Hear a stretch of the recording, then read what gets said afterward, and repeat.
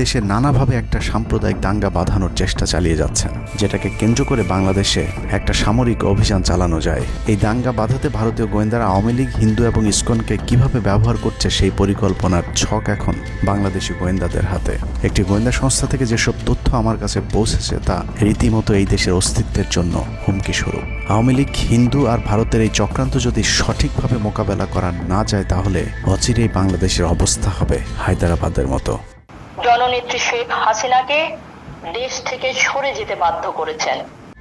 বাংলাদেশকে নিয়ে ভয়ঙ্কর এই চক্রান্তে জড়িত আওয়ামী লীগ, সনাতনী এবং ইসকনের অন্তত 40টি হোয়াটসঅ্যাপ গ্রুপ এবং জুম মিটিং এর ভিডিও হাতে পেয়েছে গোয়েন্দারা। গোয়েন্দাদের কাছে প্রাপ্ত এসব তথ্যে যা উঠে এসেছে তা আটকে ওঠার মতো।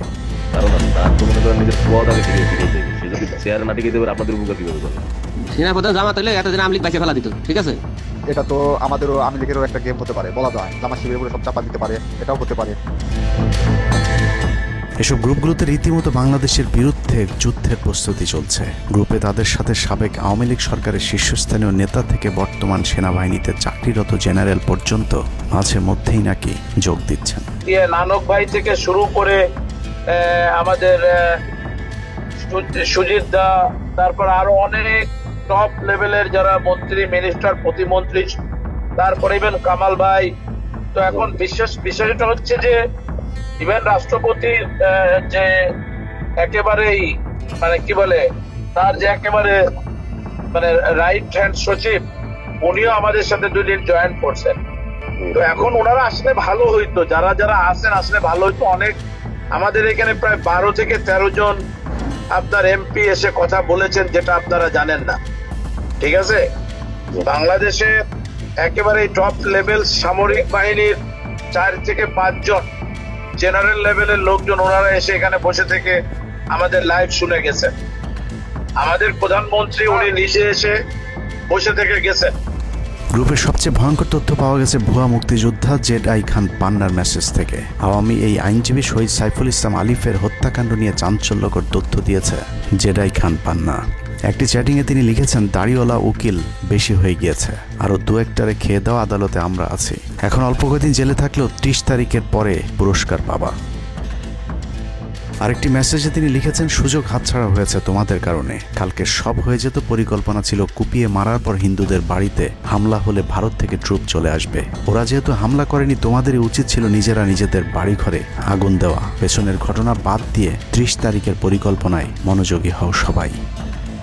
শহীদ আলিফ হত্যাকাণ্ড নিয়ে আরেকজন লিখেছেন, কালকে আদালতে একটা লাশ পড়বে, হিন্দু ভাইদের পাশে আমাদের সবাইকে থাকতে হবে, ব্রিগেড মেজরের কমান্ড মেনে চলতে হবে। 30 তারিখের কর্মসূচি নিয়ে গ্রুপটিতে সশস্ত্র যুদ্ধের মাধ্যমে দেশ দখলের ভয়ঙ্কর সব আলোচনা করার ভিডিও হাতে এসেছে আমাদের। তারা বাংলাদেশের অস্ত্রগুলি আছে, এই অস্ত্রগুলি কোথায় আছে আমার কাছে অলরেডি খবর আছে।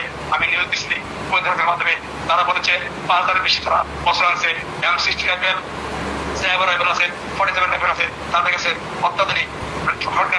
আলোচকদের একজন বলছিলেন, সাবেক এবং বর্তমান পুলিশের সমন্বয়ে 1700 অস্ত্রধারী গ্যারিলা প্রস্তুত করা হয়েছে 30 নভেম্বরের জন্য।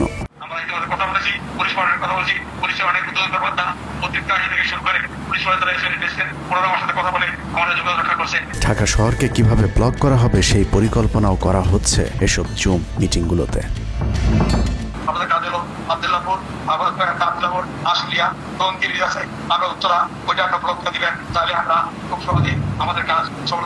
সশস্ত্র যুদ্ধের জন্য পুরো দেশকে মোট 10টি বিভাগে বিভক্ত করা হয়েছে, যেখানে একজন করে ব্রিগেড মেজর নিয়োগ দেওয়া হয়েছে, যাদের সবাই দেশেই অবস্থান করছেন।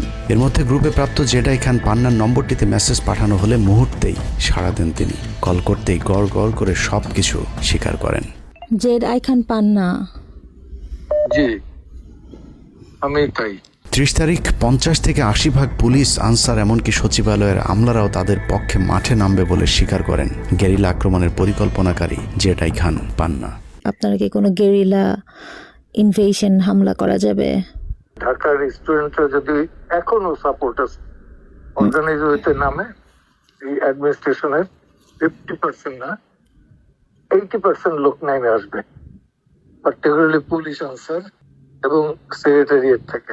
পালিয়ে যাবার আগে এই ভিডিও প্রচারের সাথে সাথে রাষ্ট্রদ্রোহিতার অভিযোগে তাকে গ্রেফতার করতে হবে, তাহলে চক্রান্তকারীদের আরও পরিকল্পনার তথ্য পাওয়া যেতে পারে। ভবিষ্যতে এ ধরনের ষড়যন্ত্র বন্ধ করতে গ্রুপে থাকা সকলের মোবাইল নম্বর এবং চেহারা দেখে শনাক্তের পর দ্রুত গ্রেফতার করতে হবে। সূত্র জানিয়েছে ডিজিএফআই প্রধানের প্রত্যক্ষ তত্ত্বাবধানে চলছে এসব দেশবিরোধী তৎপরতা। আর্মিকে ম্যাজিস্ট্রেসি পাওয়ার দেয়া হলেও তাদেরকে ক্ষমতা প্রয়োগ করতে দেওয়া হচ্ছে না, যে কারণে আওয়ামী লীগ নেতারা বেশিরভাগ এখনো দেশে থাকলেও তাদেরকে ধরা হচ্ছে না। অতএব সেনাবাহিনীর উচ্চপদস্থ হাসিনাপন্থী অফিসারদেরকে দ্রুত সেনাবাহিনী থেকে সরাতে হবে।